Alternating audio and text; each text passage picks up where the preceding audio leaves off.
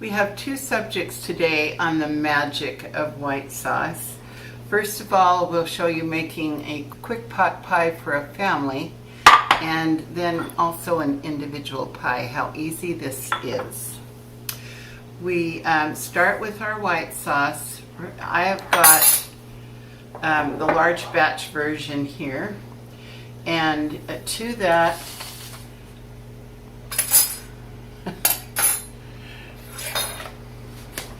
to that 4 cups of white sauce, I'm going to put sauteed vegetables that I did previously.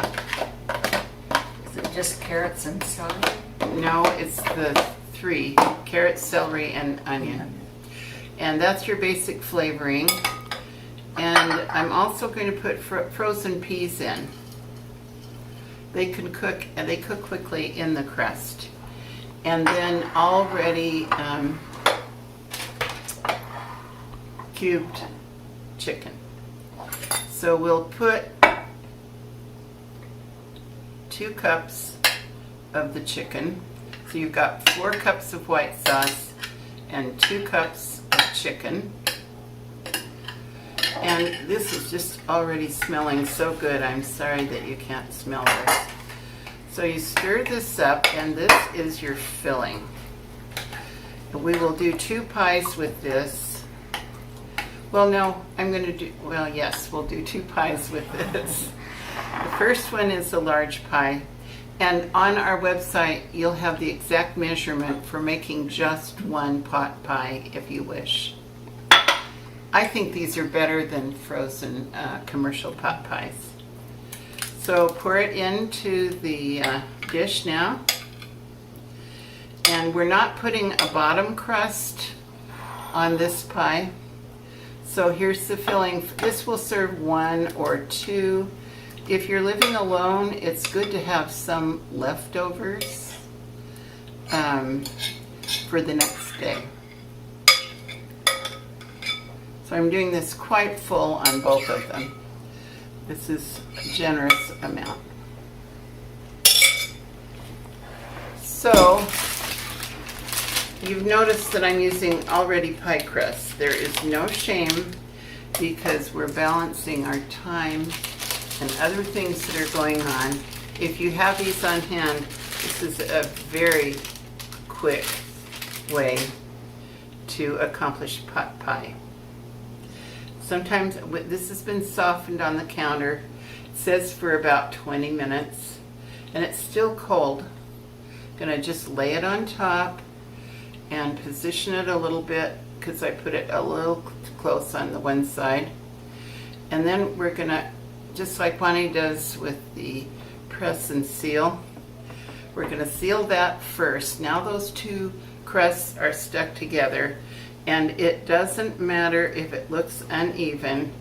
I am taking both layers, pinching them together, and putting them against the rim of the pie plate. And this takes a little time, but this is where you're really going to look like you know what you're doing when you pull this out, because this adds a lot of drama to a dish that is a favorite. Now I'm going to say, oh, yep, no, that worked. So you're sealing the pie in side of the crust. And don't worry if it's a little thicker in some places than others. As long as you've gotten it all the way around, it's going to be beautiful. Do either one of you have a favorite way to crimp the outside? So this is ready. You actually, if you were in a hurry, if this is pressed down, that would be enough, but it doesn't look pretty. How do you do it? I use a fork all around. Okay. But this looks prettier. Why don't we do part? Yeah. You want to get a fork and we can do it? This looks Well, prettier. because what we're realizing as we're cooking together, that we've all been alone in the kitchen for a long time, which is a way to show everybody you don't have to do anything, just a certain way. Keep going. Well, show us how you do. I haven't done the crisp. I think some of the ones that you buy look like that. Okay. And that looks pretty. Again, the secret is this already pie crust is going to keep going to here. Already pie crust is going to make this look very good.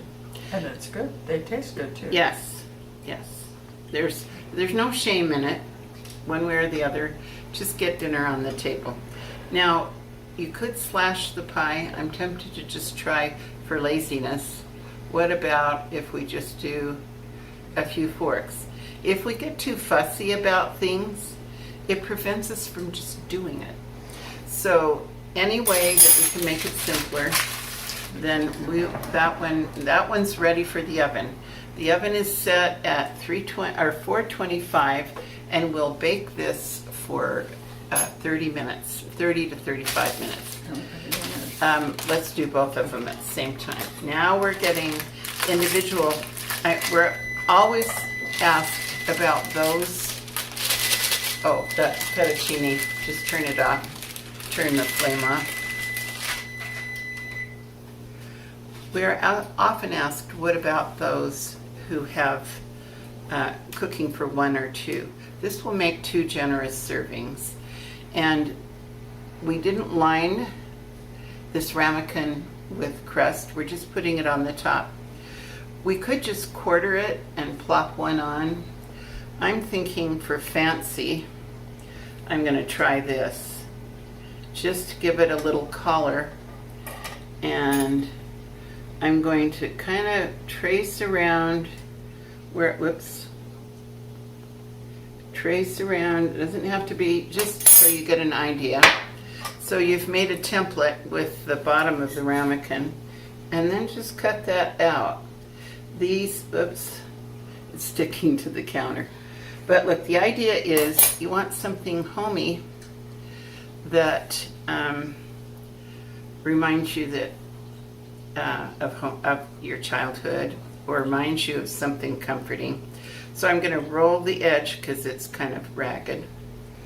And then I'm just going to plop that upside down right on here.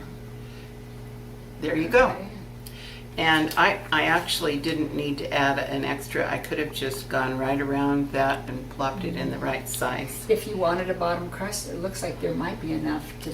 Yes, do the if rest you of wanted it. it, but I'm thinking of someone living alone that wants pot pie quickly. And we will taste it and decide if there is enough. We're ready to sample our pot pies. And since the filling is identical, we'll just take from this little one. But the question is that we'll try as we test it, do we miss the bottom crust? All right.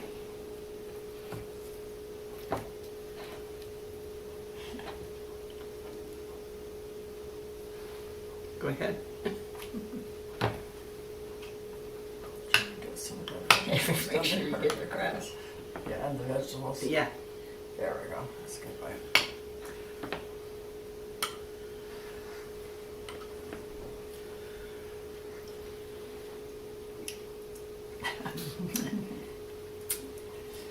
It's been cooling more than 20 minutes and it's still really hot, It tastes good though. but delicious.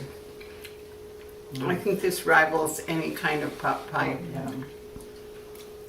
It's really flavorful, even though I don't think you put any spices or anything in it, did you? Well, the only spice was the chicken powder, the bouillon. Oh, yeah. Yeah, Oh, that's good. delicious.